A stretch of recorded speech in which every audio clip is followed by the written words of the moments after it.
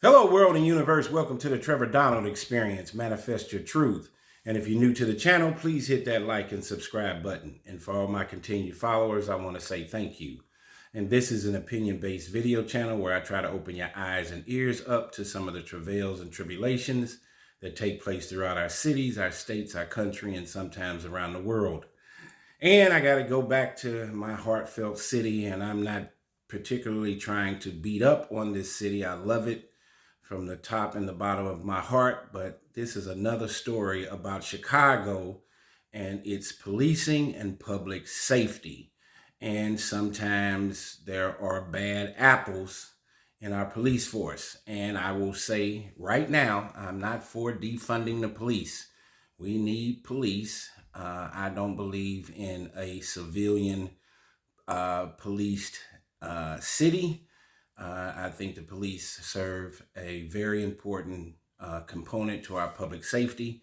And I think there are a few components that we have to pay attention to as U.S. citizens in today's time that are on the fringes of being broken and is tearing down our society. What are those? Well, the opioid crisis, right at the very top. People are dying each and every day. Homelessness, joblessness, gun violence, and one other key component to the sustainability of our society is public safety. We have to have the right police officers policing and doing the right thing, having the right intention. There are enough criminals and crimes that are taking place that we don't need our police officers crossing that line in and of itself. And there are several cities that are on the brink of having true chaos and disruption. And some of them are our largest cities in America. New York City, you see what's going on with the mayor, Eric Adams. I just did a video yesterday about him and his cabinet, and he's just recently been indicted. Chicago with Brandon Johnson, they're talking about a $1 billion budget deficit by next year. That is going to bankrupt the city. $1 billion for the city, not the state. And of course, Governor Gavin Newsom in the state of California, where that entire state is being destroyed with homelessness, property damage, theft, stealing, assaults, murders, gang violence. Here again, like Chicago, like New York, and you're starting to see a big uptick in another city we have to pay attention to is Atlanta, Georgia, Fulton County. There's a lot of chaos and disruption there. But let's get into this one about Chicago and one particular lieutenant that is costing the taxpayers millions of dollars because of his egregious behavior. And this gentleman should have been off the force years ago. You got to listen to this one. Chicago's bad lieutenant has cost the city millions and counting. A lot can be done with $10 million of taxpayer funds these days. For example, the state of Illinois spent that amount this year to help improve sound stages at local movie studios, bolstering the area's growing film and television industry. And 2 years ago, the county set aside $10 million to remediate contaminated former industrial sites in an attempt to spark much needed redevelopment of those areas.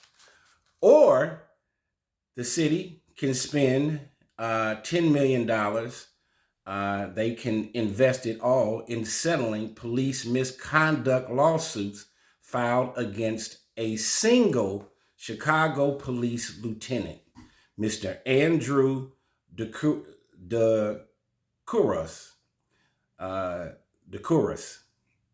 Taxpayers have spent a staggering $10.5 million over the years, paying for 5 lawsuits stemming from allegations of police misconduct against the 29-year veteran, as the Sun-Times' Fran Spielman and Tom Schuba reported.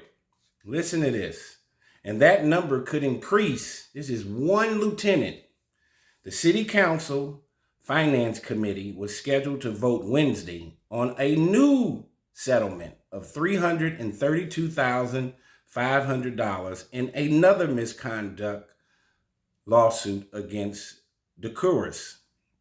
As Spielman and Schubert reported, former Gold Coast resident Jeanette Bass alleged in her lawsuit that she was physically and emotionally abused and then involuntarily committed to a psychiatric hospital ward at Northwestern Memorial Hospital, all as a result of an arrest by Decuris in 2019. It's just one lady. This guy shouldn't be a police officer, said Bass's now former attorney, Gregory Coulis.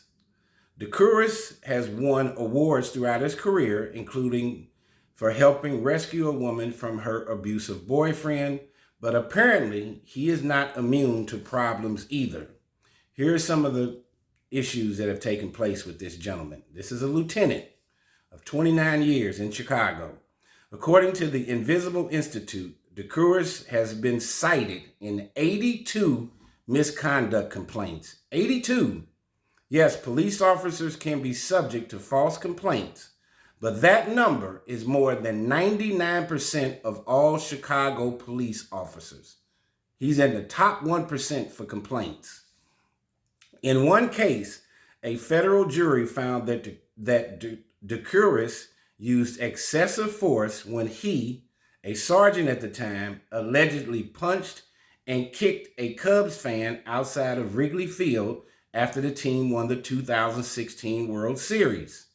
The jury ordered the city to pay the abused fan $35,000 and Officer Decuris to personally fork over another $18,000. Decuris was stripped of his police powers 3 months ago following a social media post that allegedly showed him shouting obscenities and racial slurs at a barmate while off duty. Mental illness is a real thing, and this guy has a badge and a gun. The city's or is either hubris or arrogance, if not mental illness. The city's law department and police officials had no comment on Bass's pending settlement. But Decuris' overall behavior is expensive and obscene. We wonder why he stayed with the police department and rose through the ranks. It's hard not to see the costly lawsuits and dozens of complaints as a slap in the face to any cop or Chicagoan who cares about good policing. Cases like this make it an already difficult task of building trust between police and civilians even more difficult. So they're saying cases like this make the already difficult task of building trust between police and civilians even more difficult. And this is a subject matter where Black Lives Matter, if they were still in existence, would be all over this. But of course, they spent almost $100 million buying homes, luxury homes, and other obscene material things, and they have disappeared. Of course, you know, they made their presence known during George Floyd, during Mike Brown's situation in St. Louis, and several other cases, but that money is gone. Where is the uproar of the citizens of Chicago for this particular lieutenant who's been on the force for 29 years and has had almost 100 complaints? This guy should not be representing the badge or the blue. And I'm from Chicago, South Side, and have family on the West Side. I know it's extremely tough to be a police, and I have retired police officers in my family, and I know it's extremely tough, difficult. But the gang violence that has been there, people always talk about gangs in LA, but people have to remember Black gangs originated in America in Chicago. But Black gangs got popularized in LA because of rap music. So there has been a long history of gangs, some civil unrest for poor people, this disparity and separation between Chicagoans, especially of color, and not trusting the guys in blue and the badge. There's always been this boiling, upbrewing of disenchantment between the two. But we're in 2024, and Chicago has a plethora of problems. They're down at least 1,000 police officers as we speak. And of course, we have that. You got this new mayor, Brandon Johnson, that appears not to know what he's doing, in my opinion, and to take on Chicago as a sanctuary city in his first term. No long history of a political career, which he should have said no to, because Chicago, since Harold Washington, Daley, there's always been some civil unrest. There's always been a high level of poverty, a high level of discomfort, a high level of assaults on the public transportation, like the L or the CTA, the bus line. There has always been issues. Chicago's the third largest city in America, and it parallels to New York. New York always has had subway issues, assaults, homicides. When you have big, huge cities with a ethnicity of individuals that are poverty stricken, there's going to be a lashing out, and there's going to be things that are going to take place in a negative manner just based on proximity. So the last thing, so you have civilians that have always gone at it, whether it's gang violence, racial issues, just poverty issues in and of itself. But to have corrupt police officers in the force, I know when you have several thousand officers, everybody's not going to be good, but you got to pinpoint the bad ones. There's enough going on by me making this point that you don't need an officer who has had almost 100 complaints to still be on the force, and it's cost the taxpayers in the city of Chicago over $10 million. And as I said, Brandon Johnson has predicted that there will be a $1 billion budget deficit. Why am I bringing this up about Chicago or New York? With now you have the FBI indictment, a 57 page indictment on Eric Adams. These two cities, as I said before, you have the Chicago Board of Trade, you have the New York Stock Exchange in New York. You know, Chicago and New York are always at the top, whether it was the old mafia families or what have you. If those two cities, I'm telling you, they are a measuring stick. If they are suffering and public safety is an issue, the opioid crisis, gun violence, just because you may live in Florida or Maine or somewhere else in Texas, do not think that this kind of negativity cannot spew forth across our country and into your city in and of itself. We have to pay attention to our local politics, our city politics, our state politics. The state of Illinois, since the year 2000, has had more politicians, city leaders, state politicians, state leaders, businessmen go to jail than any other state in the country. It's been over 894 since the year 2000. There have been multiple governors that have gotten indicted and gone to jail. There have been several politicians, several businessmen that have gone to jail. Illinois, the state of Illinois is number one, over 894 have been indicted, convicted, charged, and sent to prison, more than any other state, more than New York, California, as we speak. So bringing this to some kind of light, to shed some kind of light on it, I think